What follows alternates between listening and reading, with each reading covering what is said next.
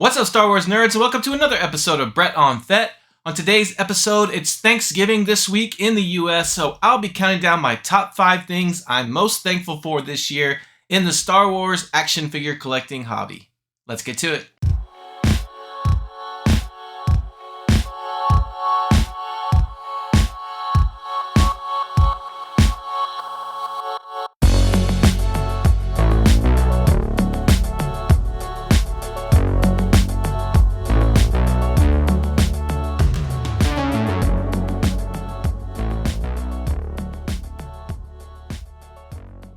Welcome back to the channel. This is episode 108 of Brett on Fett, and this week on Thursday is Thanksgiving Day here in the US, a time where we get together with our families and friends to reflect on the things that we are most thankful for. And so in the spirit of Thanksgiving, I always like to do a special on my channel where I talk about what I'm most thankful for that year in the Star Wars action figure collecting hobby. But before I go over my top 5 things I'm most thankful for, I do want to catch up on a few pickups. Now, in the past 2 or 3 weeks, we've had a ton of vintage collection stuff get shipped out, although about half of the stuff I've ordered for some reason got delayed in shipping, so I don't have all of it. But I do have a few new things that came in, plus some older items I picked up recently, so let's take a look at those. Alright, so first off, I picked up this Rebel Soldier 4-pack. This came out at least a year ago, I'd say, but Amazon had it on sale for $25, and I thought that was a pretty decent price. I never picked this up before because we had no snowtroopers to go against them, so I thought it was kind of pointless. Plus, they are slightly outdated figures. They look pretty good, but, you know, they've got the old articulation like the swivel hips and everything.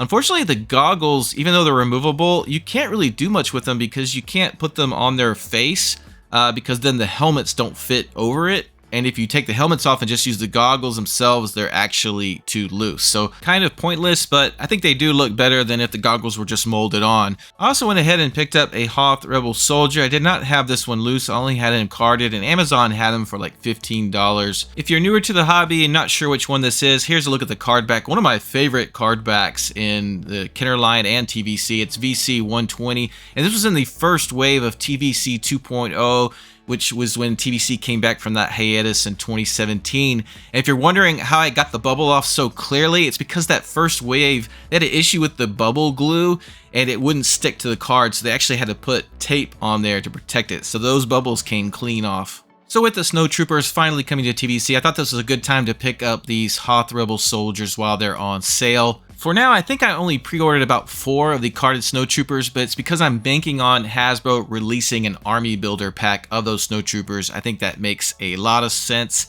Really hoping they go ahead and do that in the near future. Alright, so I did want to acknowledge that we have been getting some more TVC figure waves coming in. I've still got more on the way, but here are the 4 I've gotten the last 2 or 3 weeks. This is the latest Mandalorian Imperial Base. This is a really good looking card back image. It's very strange though that they numbered him VC312A following the 312 release, which is a slightly different figure. And then here is the Andor version of K2SO, but this is basically a straight repack. There are some subtle differences in the paint apps. I posted that on my Instagram, by the way. It's VC340. Really love K2SO, and it's a very cool looking card back, so I think that's a good repack. And then we got the brand new Jad Nawud, very strange name, but it's basically Jude Law's character from Skeleton Crew. Not a fan of the image chosen for the card back. It's a little bit awkward with Jude Law kind of like tilting his chin up and looking to the side. I think they could have gotten a better image, but the figure does look really good. I did not order a second of this figure to open because I don't know what other characters Hasbro will release in TVC, and if I don't have other characters to display them with, then it's just not worth displaying. And finally, there is the Jetpack Trooper from Jedi Survivor. Awesome looking card back. Really love that image. And it's a real shame because I took down all of my Gaming Greats figures from my card back display shelves because I'm simply out of room and some of the media just had to go. So I started with the Gaming Greats. I did order 2 to keep one carded, one loose, and I guess the carded one's just going to go in a storage bin for now. Maybe later on I will rotate a few Gaming Greats into the circulation for my displays. So here is 3 of those 4 figures loose. We'll start by taking a look at the new Mando. Looks pretty good. I mean, the basic difference here is that he's got that Imperial Commando jetpack, which I thought was kind of a pointless release. There's how it fits in. Now, if you're wondering, you cannot put his regular jetpack from the older version on the back. It's just a different connection, so it doesn't work, unfortunately. So that's kind of frustrating. So you just gotta stick with the Commando jetpack or just no jetpack at all. So this was kind of a pointless release, except they did put in the barbell hips. That was kind of maybe the most important change. But then it's like you're getting this one with the barbell hips, but he doesn't come with the Darksaber and he doesn't come with his jetpack. So, I got mixed feelings about that one. Next is the K2SO. Again, this is a repack with just some subtle differences in the paint apps.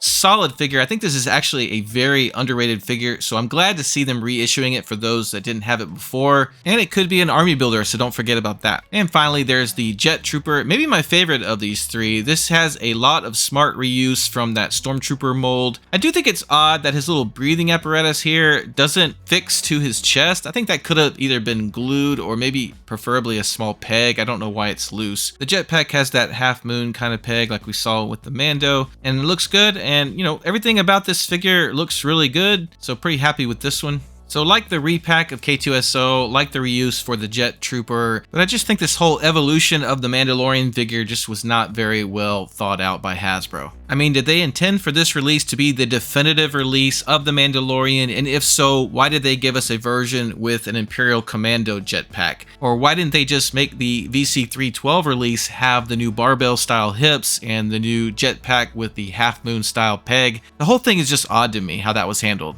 Alright, so it's finally time for me to get into what I'm most thankful for this year in the hobby. Now, my primary focus is the vintage collection, of course, so these will be TVC related things. And I do these kind of episodes because I like to inject some positivity in the line every now and then, because let's face it, in this hobby these days there can be quite a bit of negativity and things to moan about. And this year, 2024, was pretty much a down year for TVC, so frankly, it was a bit hard to find 5 really positive things to be thankful for. And so, unfortunately, I'm kicking things off with something that is both a thank you and at the same time a bit of a complaint. And so at number 5, I am thankful that Hasbro is doing away with the TVC deluxe boxes, such as this Jango Fett you see here, which was maybe the most egregious that came out because this figure had no business being labeled as deluxe. Now, these packages looked really, really good, but the problem is a lot of us, like myself, are carded collectors.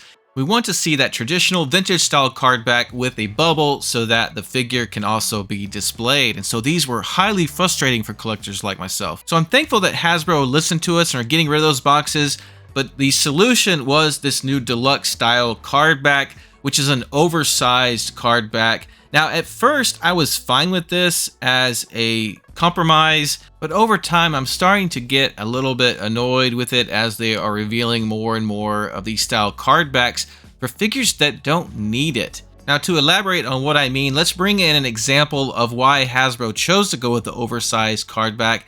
Here is the Sith Trooper with the Armory pack where it had all those extra weapons. And so because of that extra wide bubble, you were left with a much narrowed, clipped version of the card back image. And Hasbro said they were trying to avoid that clipped down version of the card back image by going with the wider card back. But I really don't think this was necessary at all, because I can show you examples where you had a lot of items packed into a standard width bubble. Case in point, this Han Solo Carbonite from Return of the Jedi. You've got Han, a few accessories, but then you've got this huge block of Carbonite packed in behind him. You can pack weapons and other accessories in a separate tray behind the figure. They've done it all the time. So in most cases, you don't need the wider bubble. And, if you do, if it does have some really bulky accessories, then that's fine. I think I'm okay with the slightly narrowed image. But these wider card backs are just too oddball. They don't fit in with the rest of our carded collection. They're a nightmare for people like me that have OCD,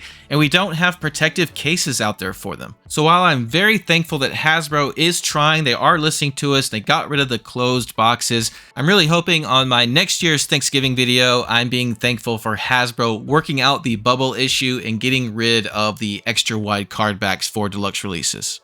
Now, ironically, I just got through complaining about these deluxe card backs, but my number 4 choice for being thankful is the release of Cobb Vanth. Finally, BC-343, I have waited so long for this awesome character to come to TVC. It was so strange that they waited so long when we got all these characters from The Mandalorian. What do we have? Like 43, 48? I forget. 40 something.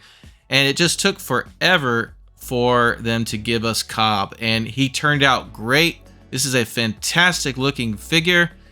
I love the way everything looks with the paint apps on his armor. And then his head sculpt is really fantastic as well. Particularly, I like the way they molded the hair. I just think they really nailed this figure. And now all we need is a Book of Boba Fett version where he's unarmored to go against Cad Bane. At number 3, I'm really thankful for Hasbro continuing to have strong releases for ships, such as the E-Wing this year. Of course, we had the N1 Starfighter last year, which was awesome. And then, of course, we have the Ghost coming, which I'm really excited for.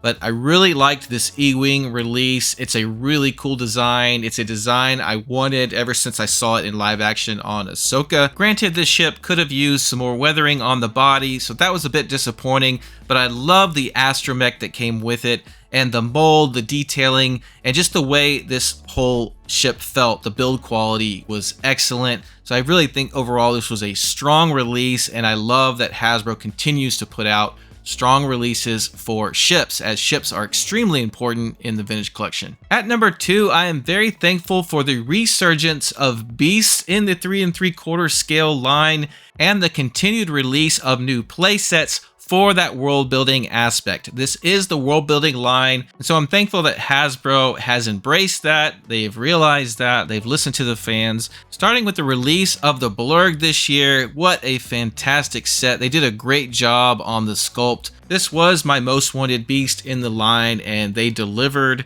So I was really excited to pick these up. It's great to get a couple of them, and you can keep one of the Mandos carded and then put Quill on the other, so it worked out really nicely. And then recently we got the Armorer's Forge. Now, to be honest, I would have preferred the Mando Season 1 Forge for the Armorer, but I'll take this, and it looks pretty good. And, you know, it gives you something to display all those Mandos around. And it included a really great release of the Armorer. Awesome card back. Love that image.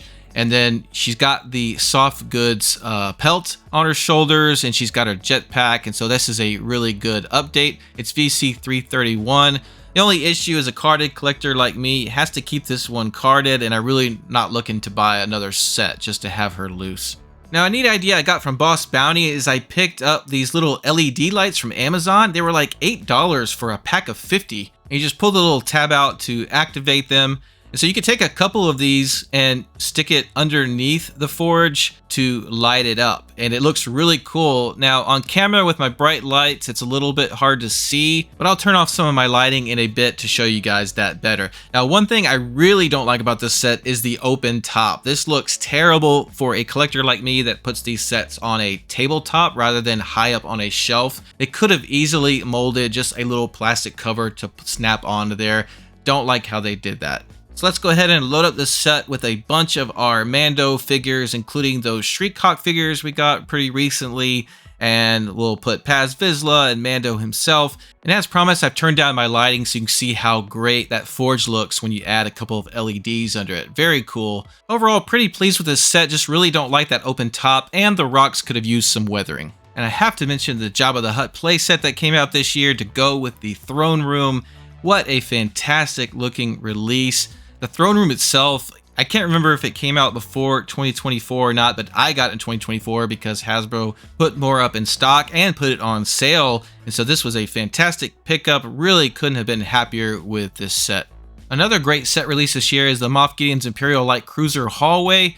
Now, I was hoping to have this featured in my video today, but unfortunately the shipping got delayed and it's not coming until later this week. But yet another great set release. I know a lot of collectors have gotten this already that are very happy with it, many of whom have bought multiple and connect them. You can use it for scenes from The Mandalorian or just general Imperial scenes, so it's a really great release. And then we know we also have another playset, the Streets of Mos Eisley, coming out as well. Another fun looking one, which is going to go perfect with our future Cantina Haslab. And speaking of the Cantina, my number one thing I'm most thankful for this year in TBC is the reveal of the TBC Cantina Haslab. I could not be more pleased with this release. To me, the Vintage Collection was based on an homage to the original trilogy, and so I love getting original trilogy stuff in our Haslabs.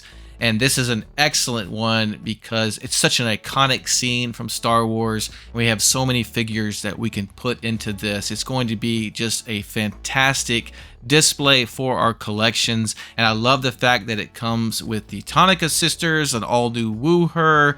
We've got Greedo, and then Nebron Leeds, who's just a really cool four-armed alien.